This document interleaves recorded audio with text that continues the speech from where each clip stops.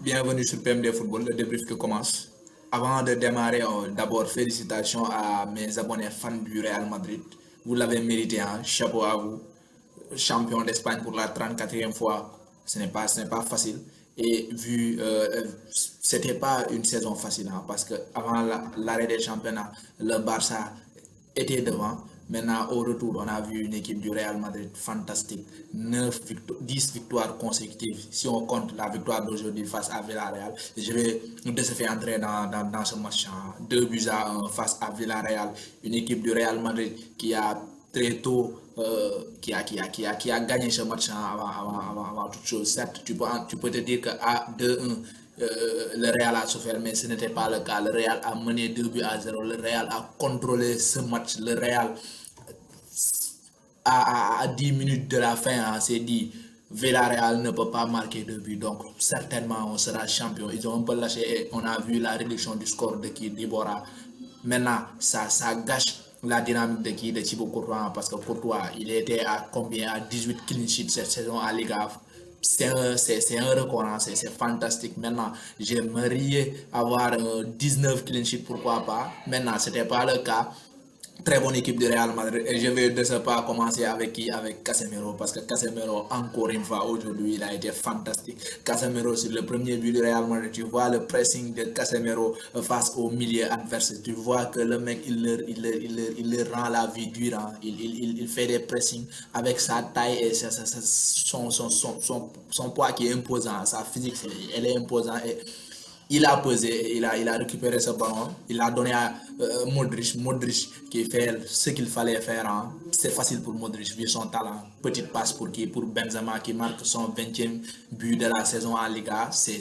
À part Messi, il n'y a pas un joueur qui fait mieux que Benzema en Liga offensivement. Donc chapeau aussi à lui. Casemiro, je vais en parler à chaque fois. Casemiro, pourquoi? Parce que elle est le point d'équilibre, hein, de cette équipe du Real Madrid. Casemiro, sans Casemiro, je peux dire que le Real Madrid aurait, hein, ou bien aura du mal à faire mal défensivement, aura du mal à ne pas encaisser des buts parce que Casemiro devant la défense, c'est le meilleur en ce moment au monde. Casemiro devant la défense, je peux dire que c'est le meilleur joueur du Real Madrid cette saison. Il a été constant, il ne s'est pas blessé, il n'a pas pris beaucoup de cartons.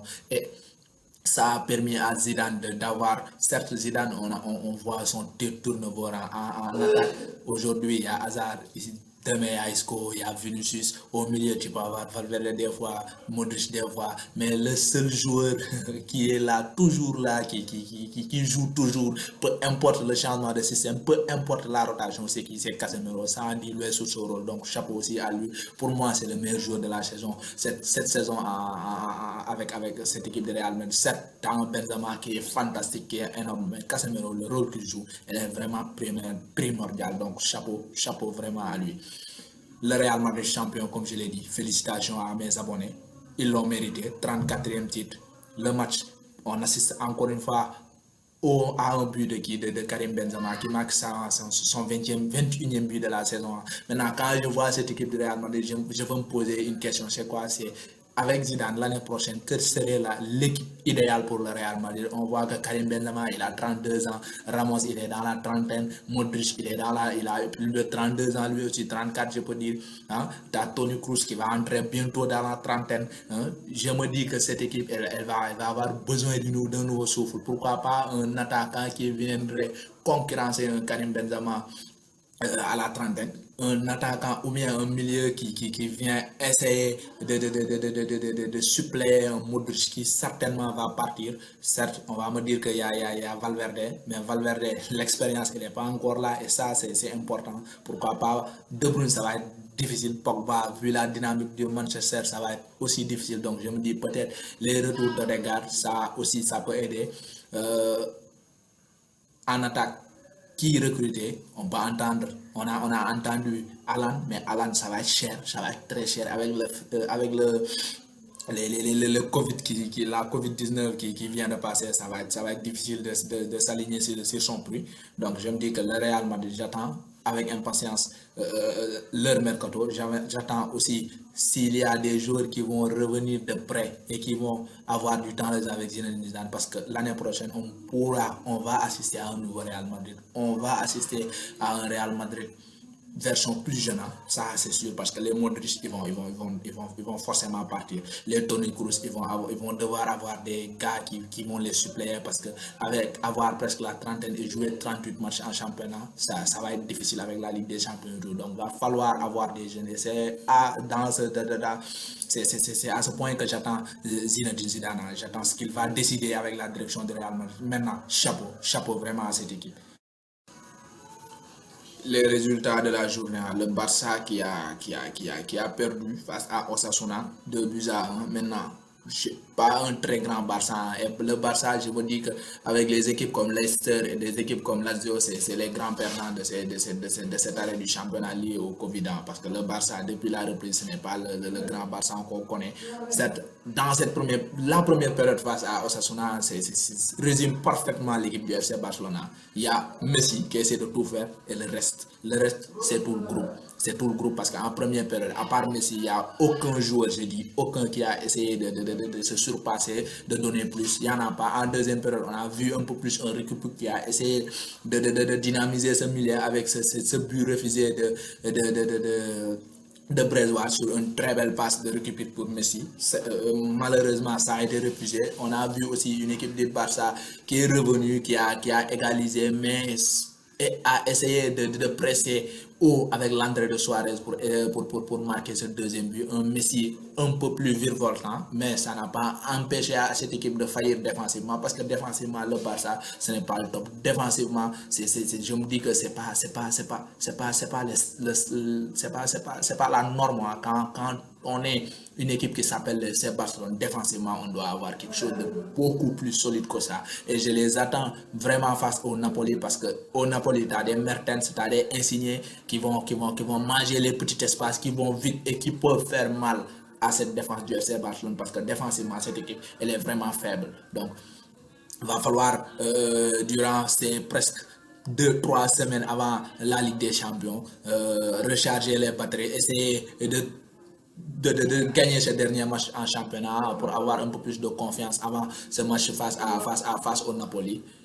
Côté Italie, comme résultat, on a la Juventus qui a fait match nul 3 buts partout. La Lazio qui a fait match nul avec la victoire d'Atalanta. L'Atalanta revient à 7 points de la Juventus. Quand on voit la forme actuelle de cette équipe de l'Atlanta, et quand on sait que durant les 5 prochaines journées, la Juventus va devoir jouer la Lazio, va devoir jouer l'AS Roma, elle a 7 points d'avance. Elle peut perdre 2 matchs. Mais quand on voit cette équipe de l'Atlanta et qu'on voit les performances actuelles de cette équipe de la Juventus, offensivement et défensivement, je me dis que va falloir faire attention, hein, parce que l'équipe de Sarri, elle ne propose absolument rien, parce que face à Sassuolo, une équipe comme la Juventus qui mène 2 buts à 0 à la 12e minute face à Sassuolo, se fasse remonter 3 buts à 2, ce n'est pas normal, ce n'est pas normal. Donc il va falloir que Maurizio Sarri se gère, hein, parce que cette équipe de la Juventus, ce qui est valable avec le Barça face au Napoli, c'est aussi valable avec la Juventus face à Lyon, hein, parce que Lyon, à l'aller, ils ont gagné contrairement au Napoli, et Lyon vont donner tout pour essayer de faire au moins un match nul et se qualifier, parce que cette équipe de la Juventus que je vois, elle n'est pas sereine, elle n'est pas prête à remporter cette Champions League. Quand je vois les Bayern, quand je vois l'Atlanta en ce moment, il va falloir faire plus. Il va falloir vraiment faire plus. Côté Angleterre, on a aussi vu Man United qui vient de gagner 2 buts à 0 face à Crystal Palace avec son duo magique. C'est qui? C'est Rashford et Martial. À eux deux, c'est 34 buts cette saison en Premier League, 17 buts chacun. C'est vraiment phénoménal. C'est presque le meilleur duo de la Premier League cette année, hein. Vraiment chapeau à cette équipe. Derrière eux, il y a Bruno Fernandes qui a été encore une fois sensationnel aujourd'hui. Bruno Fernandes, c'est ce qui manquait à l'équipe d'Ole Gunnar Solskjaer. En ce moment, si tu enlèves Bruno Fernandes de cette équipe de Man United, elle peut redescendre jusqu'à la 6e, 7e place. Pourquoi? Parce que le seul lien entre l'attaque et le milieu et l'attaque, c'est qui? C'est Bruno Fernandes, et il le fait de la plus belle des manières. Donc chapeau vraiment à lui. Leicester a aussi gagné 2 buts à 0 face à Sheffield. Donc Leicester et Man United qui reviennent à 1 point de Chelsea à 2 journées de la fin, quand on sait que Chelsea doit jouer Liverpool et Wolverhampton, alors que Man United et Leicester vont jouer la dernière journée au King Power Stadium face à face. Ça va être vraiment chaud ce match, ça va vraiment être chaud. J'ai aussi envie de parler du match Arsenal-Liverpool. Certes, ce n'était pas un match à véritable enjeu. Pour Liverpool, ce n'est pas un match à enjeu. Ils veulent juste terminer le championnat. Pour Arsenal, l'enjeu est là. Essayer de gagner une place qualificative à une compétition européenne. La Champions League, c'est peine perdue presque. Maintenant, c'est l'Europa League. Arsenal, ils n'ont pas fait un très bon début de match avec une équipe de Liverpool qui était présent. Et le problème avec Liverpool depuis qu'ils sont champions, c'est qu'il y a un seul joueur offensivement qui essaie de tout donner, qui essaie de faire tout pour les autres. C'est qui? C'est Sadio Mane. Le mec, il se donne à fond. Il fait tout. Il fait des courses défensives, offensives. À l'image de Sadio Mane, hein, et il est récompensé par ce premier but sur un très bon centre d'André Robertson, 1-0 pour Liverpool. Maintenant, le problème c'est que Sadio Mane à lui seul ne peut pas faire mal. Sadio Mane à lui tout seul ne peut pas faire mal à 5 défenseurs ou bien un bloc défensif bas. Il va falloir que les Mohamed Salah cherchent. Maintenant, ça va être difficile parce que Salah, son principal objectif, c'est ce titre de meilleur buteur, hein, parce qu'ils le veulent et ça va être difficile de rattraper Vardy. Hein. Et ça là, tu vois, sur ses prises de décision dans la surface de réparation adverse, il se soucie que de lui. Il ne se soucie que de marquer ce but pour lui. Et ça c'est un handicap pour une équipe comme Liverpool. Derrière, tu as Arsenal qui vient. T'as Virgil van Dijk qui donne une passe décisive à Alexandre Lacazette qui marque le 1 but partout et le 2 buts à 1 de Nelson, le jeune Gunners, qui marque un très joli but aussi. 2 buts à 1 pour Arsenal. Arsenal qui se gère, Arsenal qui a gagné et Arsenal qui revient dans cette course pour la qualification à la Ligue Europa quand on sait que Wolverhampton n'a pas fait un bon résultat, quand on sait que Sheffield a perdu et la lutte, ça va être chaud entre Arsenal, Wolves, Sheffield et Tottenham pour ces deux places qualificatives en Ligue Europa. Ça va être chaud. Arsenal qui gagne, Arsenal qui mérite sa victoire. Certes, Liverpool, de leur côté, il n'y avait pas enjeu, mais ce n'est pas facile de gagner un champion à titre. Ce n'est jamais facile de gagner cette équipe de Liverpool qui a dominé le championnat depuis le début de la saison. Donc, chapeau aux Gunners, vous l'avez mérité. Vraiment chapeau. Liverpool, comme je l'ai dit, hein, il y a des gens qui vont me dire qu'il fallait mettre le paquet pour avoir 500 points. Maintenant, le record de Liverpool, ils ont fait quelque chose d'exceptionnel cette année. Le record, c'est d'avoir, après 30 ans, gagné ce championnat. Le record, c'est de gagner ce championnat à la 31e journée en ayant plus de 20 points d'avance sur une très très grosse équipe de Manchester City. C'est presque, c'est absurde, hein, quand on voit l'équipe de Man City et qu'on voit que Liverpool a été champion à la 31e journée. Et avec 20 points d'avance plus de 20 points d'avance sur cette équipe de Guardiola. Et quand on voit la profondeur de banc de cette équipe et l'effectif actuel de cette équipe de Guardiola, qui est la meilleure en Premier League et je peux dire même en Europe, c'est vraiment fantastique ce qu'a fait l'équipe de Jürgen Klopp. Donc chapeau vraiment à eux. Ils ont été excellents cette saison. Maintenant, ils vont jouer Chelsea. Et ce sera un match pas du tout facile. Hein. Pourquoi? Parce que là, ils auront de la motivation. C'est le dernier match de la saison. En fait. C'est après ce match, ils soulèveront le trophée. Donc, ils vont vouloir terminer avec une victoire. Chelsea, l'enjeu, c'est la Champions League. Donc, ça va être un match chaud. Vraiment un très très bon match. Leicester, ils vont jouer Tottenham qui lutte pour la qualif à l'Europa League. Leicester qui lutte pour la qualif à la Ligue des Champions. Ça va être aussi un match chaud. West Ham et Man United, ça aussi ça va être chaud. Pourquoi? Parce que Man United, ils vont jouer pour la Ligue des Champions. West Ham, ils vont essayer de